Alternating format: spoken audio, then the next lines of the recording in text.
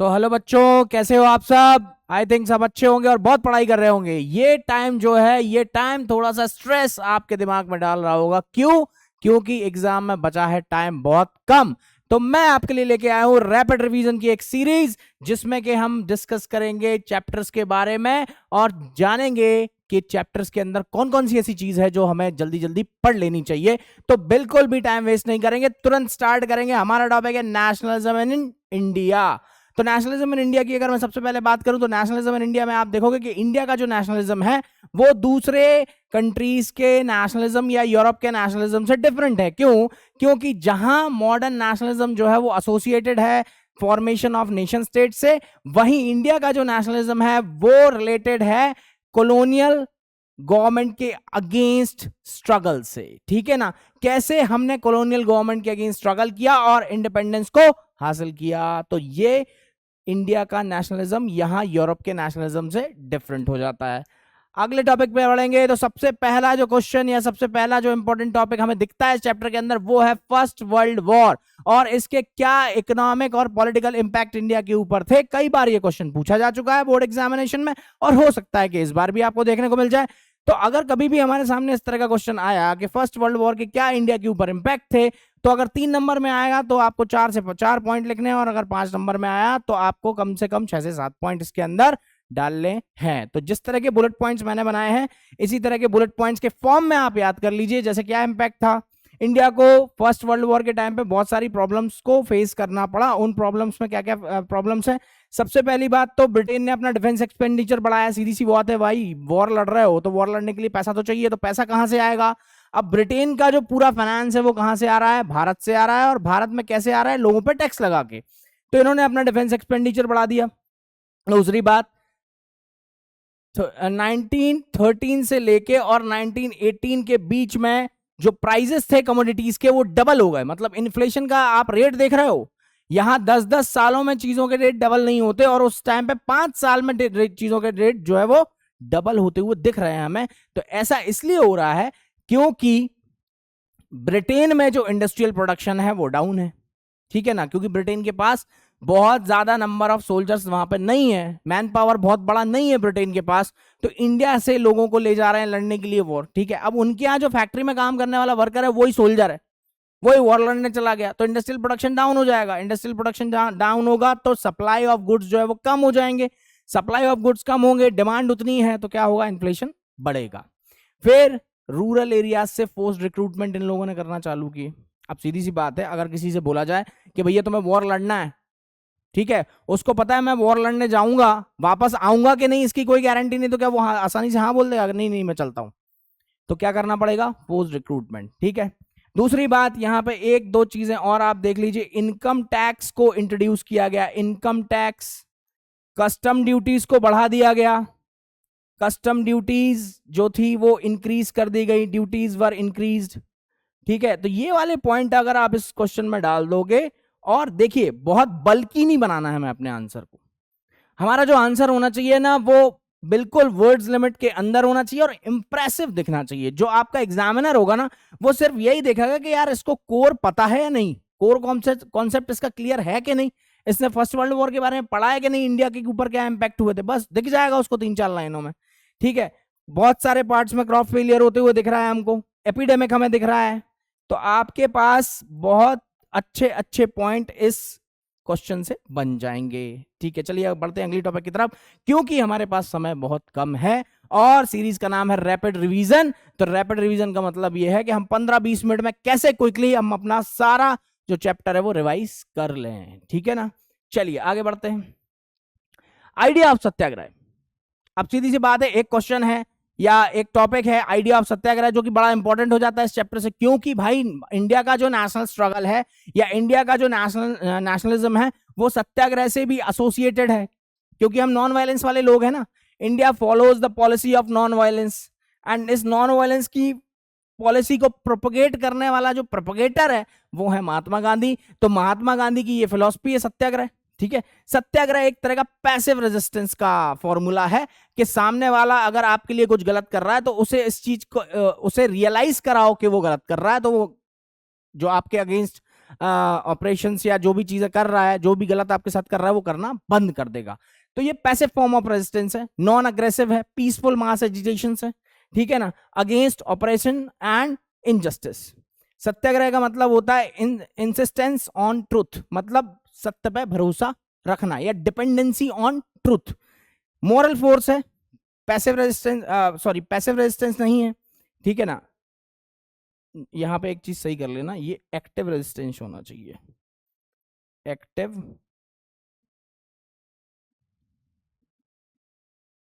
Passive form of resistance है, ठीक है। 1915 में महात्मा गांधी इंडिया आए, ये सभी को पता है, ठीक है ना। महात्मा गांधी ने, अब आपसे पूछ सकता है वो कि हमें महात्मा गांधी के सत्याग्रह का जो कॉन्सेप्ट है वो हमें कहां कहां अप्लाई होते हुए दिखता है इंडियन नेशनल स्ट्रगल में। तो इंडियन नेशनल स्ट्रगल में जो सत्याग्रह का फॉर्मूला है वो महात्मा गांधी ने इन पहले 3 मूवमेंट्स में अप्लाई किया, जैसे कि चंपारण बिहार, ठीक है। महात्मा गांधी बिहार चंपारण में 1916 में गए थे, 1916 में गए थे। मूवमेंट जो था वो 1917 में ऑर्गेनाइज किया गया था, 1917, ठीक है। तो इसीलिए एनसीईआरटी में पिछली पुरानी कुछ एनसीईआरटीज में 1916 भी दिया हुआ। 1916 was the year when Mahatma Gandhi visited Champaran, but he organized a satyagraha in favor of indigo peasants or indigo planters for 1917, ठीक है। आगे बढ़ते हैं। फिर उसके बाद आपको दिखता है खेड़ा। तो खेड़ा की अगर मैं बात करूं तो खेड़ा डिस्ट्रिक्ट का जो सत्याग्रह है that was organized in March 1918 to June 1918, ठीक है। फिर Ahmedabad cotton mill worker strike, ठीक है, इसके बारे में आप लोग पढ़ेंगे। फिर बात आती है रॉलेट एक्ट। इससे एक बहुत बढ़िया क्वेश्चन बनता है, why Indians were outraged by Rowlatt act.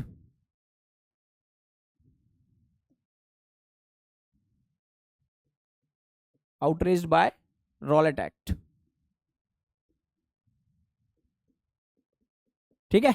तो ये वाला क्वेश्चन आपको ध्यान रखना है दिमाग में। क्यों? क्योंकि इसमें बहुत सारे ऐसे आर्बिट्रेरी प्रोविजंस थे या इनजस्टिसफुल प्रोविजंस थे जो इंडियन पब्लिक के अगेंस्ट थे टोटली, ठीक है ना। भारतीय जनता को दबाने वाले कानून थे, ठीक है। जैसे कि मार्शल लॉ इसके अंदर आएगा, मार्शल लॉ। मार्शल लॉ का मतलब होता है मिलिट्री रूल, ठीक है। मार्शल लॉ आज भी इंडियन कॉन्स्टिट्यूशन में मौजूद है, ये मार्शल लॉ, ठीक है।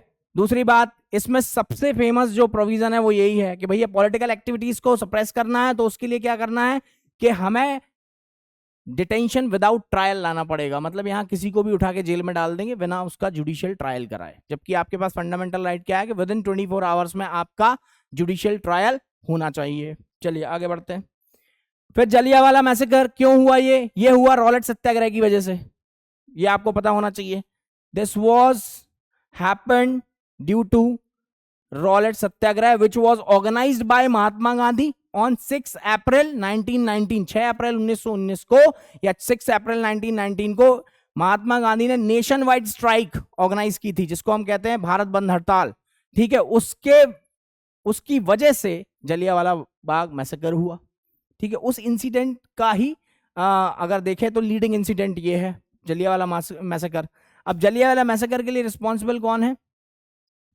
जलियांवाला मैसेकर के लिए रिस्पॉन्सिबल है Reginald Dyer, SSP of Amritsar at that time, ठीक है। आगे बढ़ते हैं। 13 अप्रैल 1919 को ये हुआ था। इससे मैप का क्वेश्चन भी बन सकता है, जलियांवाला बाग कहां पे है? तो अमृतसर में है, ये आपको पता होना चाहिए, ठीक है, अमृतसर।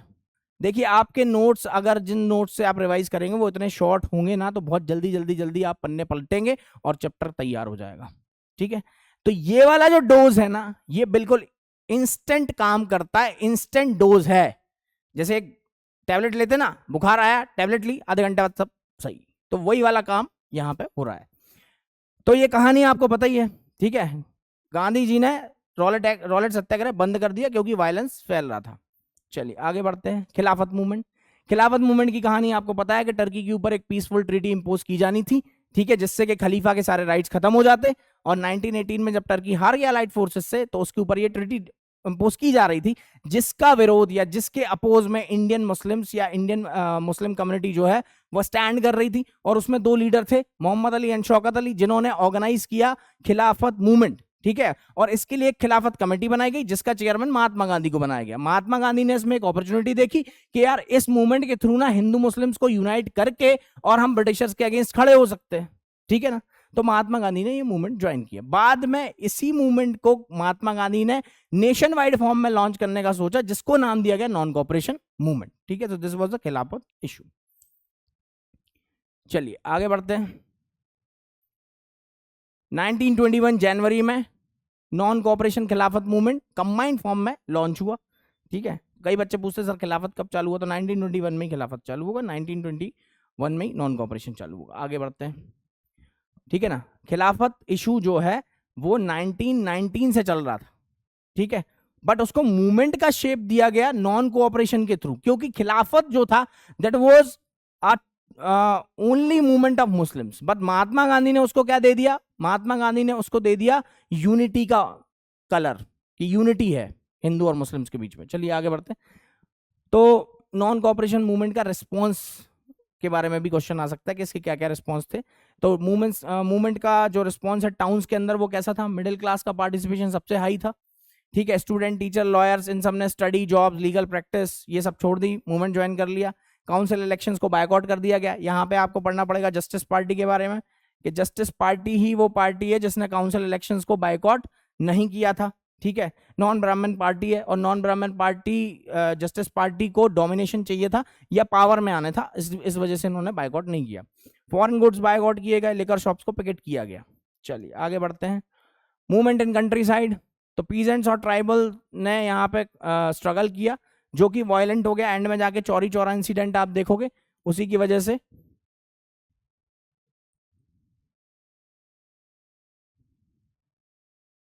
ठीक है, चौरी चौरा इंसिडेंट। फिर इसमें आपको एक चीज याद रखना है, नाई धोबी बंद,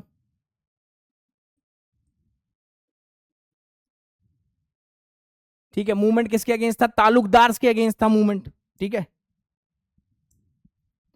Peasants were led by Baba Ramchandra in Awadh against landlords and taluqdars. 1920 में अवध किसान सभा बनाई गई। इसके बारे में भी एक नंबर से क्वेश्चन पूछ सकते हैं एमसीक्यू के अंदर, ठीक है। इसका हेड कौन था, तो आप बाबा रामचंद्र नहीं लिखेंगे, इसके हेड थे जवाहरलाल नेहरू, ठीक है। बाबा रामचंद्र इसके एक्टिव मेंबर थे, और मूवमेंट को प्रोपेगेट करने में सबसे बड़ा रोल बाबा रामचंद्र का ही है, ठीक है। 1 महीने के अंदर 300 ब्रांचेस इसकी ओपन हुई थी।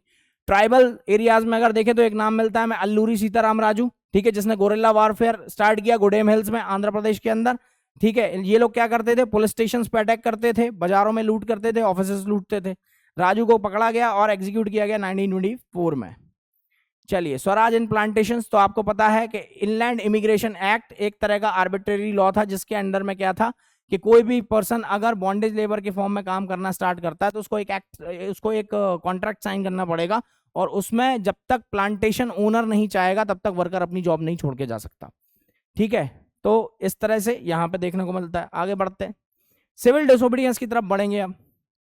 आप सभी को पता है कि 1922 फरवरी में एक इंसिडेंट होता है जिसमें कि 22, किसी बुक में 22 है, किसी बुक में 23 है, तो 22-23 पुलिस वाले को जिंदा जला दिए गए थे चौरी चौरा के अंदर। और ये किस नाम पे हो रहा था, ये हो रहा था महात्मा गांधी के मूवमेंट के नाम पे। तो महात्मा गांधी को बड़ा हर्ट हुआ, उन्होंने बोला कि मैं तो नॉन वायलेंस का पुजारी हूँ और यहाँ पे लोग वायलेंस फैला रहे हैं, तो इसी वजह से मुझे मूवमेंट बंद कर देना चाहिए। चलिए आगे बढ़ते हैं। यहाँ पे बहुत सारे लीडर, CR दास और मोतीलाल नेहरू ने मिलकर क्या किया, स्वराज पार्टी बनाई 1923 में, ठीक है। और किस लिए बनाई ये पार्टी, इसका ऑब्जेक्टिव ये था टू अटेन और to achieve dominion status for India, जबकि जवाहरलाल नेहरू और सुभाष चंद्र बोस जैसे रेडिकल लीडर्स जो थे वो चाहते थे कंप्लीट इंडिपेंडेंस। तो आपको यहां पे मिलेगा पूर्ण स्वराज संकल्प या oath for complete independence, oath for complete independence, oath for complete independence, ठीक है। ये कब हुआ था, दिसंबर 1929 लाहौर सेशन, ठीक है। कि हम फर्स्ट इंडिपेंडेंस डे कब मनाएंगे, 26 जनवरी को मनाएंगे 1930 के अंदर। इसीलिए 26 January was the date chosen for constitution enforcement and for republic status in India, ठीक है। तो भारत को रिपब्लिक का स्टेटस भी 26 जनवरी को मिला, इसीलिए हम रिपब्लिक डे सेलिब्रेट करते हैं, और कॉन्स्टिट्यूशन का कंप्लीट इन्फोर्समेंट भी 26 जनवरी को ही हुआ। चलिए आगे बढ़ते हैं। फिर बात आती है कि ऐसे कौन से फैक्टर्स हैं जिन्होंने सिविल डिसोबीडियंस मूवमेंट को या 1920s की पॉलिटिक्स को शेप किया। तो सबसे पहले तो इकोनॉमिक डिप्रेशन देखने को मिलती है। इकोनॉमिक डिप्रेशन में क्या हुआ कि प्राइसेस जो है वो कोलैप्स हो गए, ठीक है, और demand for agriculture goods fail and exports decline, ठीक है। तो इससे बड़ा झटका लगा इंडिया को। फिर दूसरी बात, यहाँ पे टोरी गवर्नमेंट, जो ब्रिटेन में उस समय टोरी गवर्नमेंट थी, उसने एक कमीशन भेजा Bharat to seek constitutional reforms, but इसमें कोई इंडियन नहीं था, इसलिए इंडियंस ने इसको क्या किया, बायकॉट किया, ठीक है। दिसंबर 1929 में जो मैंने आपको बताया, ओथ फॉर कंप्लीट इंडिपेंडेंस। तो these are the factors which shapes Indian politics in 1920s। फिर गांधी जी ने यहाँ पे सॉल्ट को as a medium of movement चुना, या मीडियम किस चीज का मीडियम बनाया, यूनिटी का, ठीक है, क्योंकि ये सॉल्ट जो है वो ऐसा प्रोडक्ट है जो हर क्लास कंज्यूम करती है। तो अगर सॉल्ट पे टैक्स लगाया और उसका विरोध करना है या उसके अगेंस्ट में खड़े होना है, तो यहां पे सबका पार्टिसिपेशन इंश्योर किया जा सकता है, इसीलिए salt was chosen for movement, ठीक है। तो दांडी मार्च 12 मार्च को बिगन हुआ ये, ठीक है, 12 मार्च को बिगन हुआ। इसके पहले 31 जनवरी को लॉर्ड इरविन को एक लेटर भी लिखा था महात्मा गांधी ने 11 डिमांड्स के साथ कि भाई ये हमारी डिमांड्स हैं, अगर आप नहीं मानोगे तो हम एक मूवमेंट स्टार्ट करेंगे, ठीक है ना, जो कि 12 मार्च से स्टार्ट होगा। तो दांडी मार्च स्टार्ट होता है साबरमती आश्रम से, साबरमती आश्रम, ठीक है। ये मैप का भी क्वेश्चन है, ठीक है ना, मैंने मैप वाली सीरीज में आपको कराया भी था ये क्वेश्चन, ठीक है, जो हमने पीवाई की सीरीज चलाई थी उसमें मैप सीरीज के अंदर मैंने आपको ये चीज बता दी थी। चलिए, तो 1930 को ये स्टार्ट हुआ और 6 अप्रैल को महात्मा गांधी कहाँ पहुंचे, दांडी, और वहां पे उन्होंने नमक बनाकर नमक कानून तोड़ा। फिर यहां से सिविल डिसोबीडियंस मूवमेंट स्टार्ट हुआ। ये नॉन कोऑपरेशन मूवमेंट से कैसे अलग है, नॉन कोऑपरेशन मूवमेंट से किस तरह से अलग है ये, नॉन कोऑपरेशन मूवमेंट से ऐसे अलग है ये कि नॉन कोऑपरेशन मूवमेंट में लोगों को ब्रिटिशर्स के साथ कोऑपरेट नहीं करना है, यहां पे कोऑपरेट भी नहीं करना है और रूल भी ब्रेक करना है, ठीक है, ये चीज है। फिर फॉरेन गुड्स को बायकॉट किया गया, टैक्सेस नहीं दिए गए, ब्रेकिंग फॉरेस्ट लॉ, ये सारी चीजें यहां पे हुई। ब्रिटिश गवर्नमेंट ने एक पॉलिसी बनाई ब्रूटल रिप्रेशन की, कि जो मिलेगा उसको मारेंगे एक हिसाब से, ठीक है। बहुत सारे लोगों को अरेस्ट किया, जेल भेज दिया गया, है ना, गांधी जी को भी, नेहरू जी को, इन सबको जेल भेजा गया।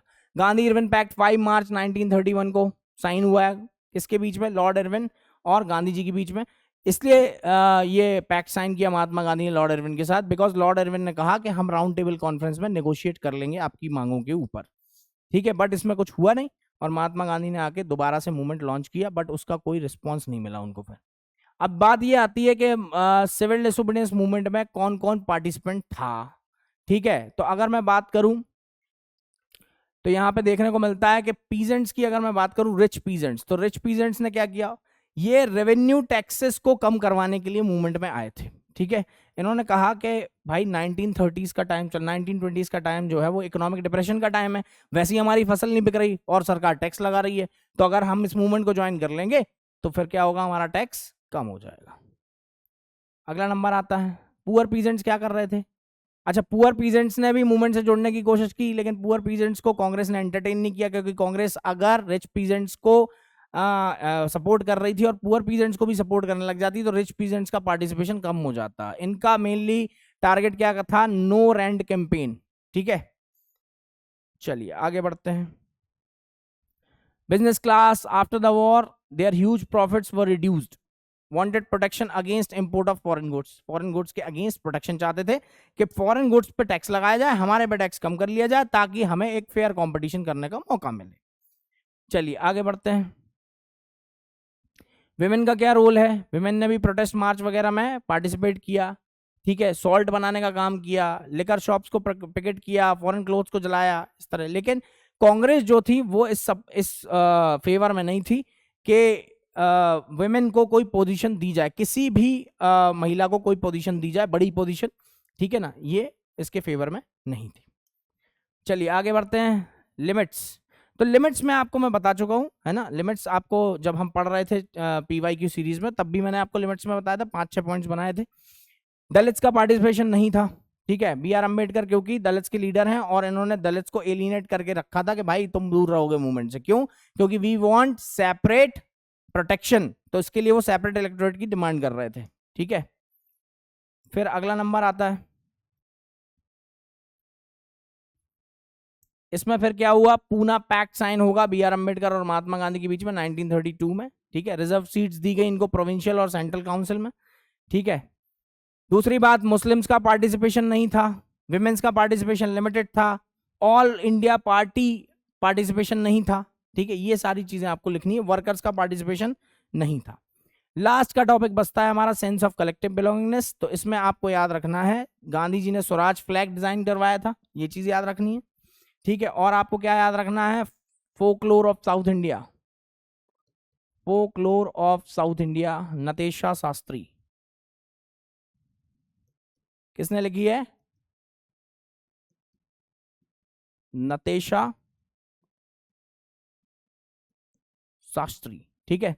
फिर आपको यहां पर एक चीज और याद रखनी है, एक याद रखनी है आपको केसरी न्यूज़पेपर, बाल गंगाधर तिलक,